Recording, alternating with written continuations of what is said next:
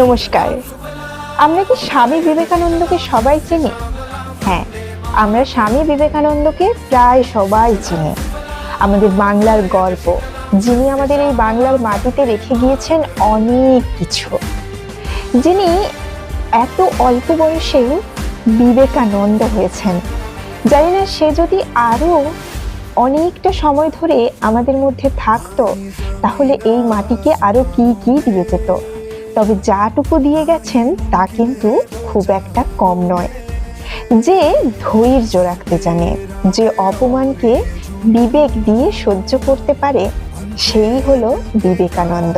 হ্যাঁ, অপমানের সবসময় জবাব না দিয়ে ধৈর্য শক্তিকে বৃদ্ধি করেছেন তিনি অপমানের জবাবকে তার বুকের ভিতর বিবেকে পৌঁছে দিয়েছেন। তাই হয়তো তিনি হয়েছেন বিবেকানন্দ। এক সময় তার কলেজের প্রফেসর তিনি নিম্ন বর্ণের সমস্ত ছেলে মেয়েদের যখন ঘৃণা করতেন, সেখানে তার মধ্যেই পৌঁছে যায় বিবেকানন্দ। কারণ বিবেকানন্দর হাতে টাকা ছিল না। যখন তার বাবার মৃত্যু ঘটেছিল, তারপর তাদের আর্থিক অবস্থা এবং সংসারের অবস্থা দুই হয়ে গেছিল অনেক খারাপ। যখন তিনি কলেজে যেতেন, প্রফেসর তাকে নিয়ে খুবই হাসি ঠাট্টা করত।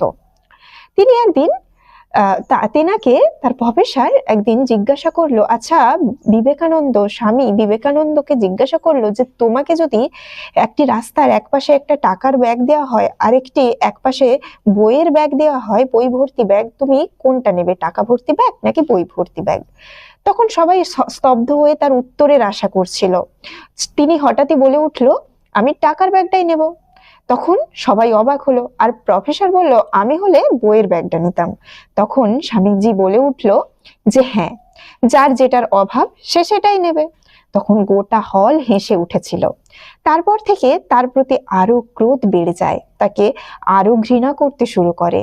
আরো একবার টিফিনে যখন সবাই খাবার খাচ্ছিল, এমন সময়ই তিনি তার স্যারের পাশে এসে খেতে বসেন একই টেবিলে। তখন তার স্যার তাকে বলে যে একজন বাঘ আর একজন পাখি কখনো একই টেবিলে খেতে পারে না। তখন স্বামী বিবেকানন্দ কিছুই বলেনি, বলেছিল ঠিক আছে, আমি তবে উড়ে যাচ্ছি, আপনি থাকুন, বলে সে পাশের টেবিলে গিয়ে বসে খেয়েছিল। ভাবুন তো কত অপমান তিনি সহ্য করেছেন, আর তিনি কিনা তার 2 মিনিটের বক্তব্য 1.5 ঘন্টায় পরিণত হয়েছিল, আর তা শুনে সবাই মুগ্ধ হয়েছিল। তাই বিবেকের সঙ্গে আর ধৈর্যের সঙ্গে বয়সের কোনো সম্পর্ক নেই। তার বিবেক এবং তার বাণী আমাদের মেনে চলতেই হবে।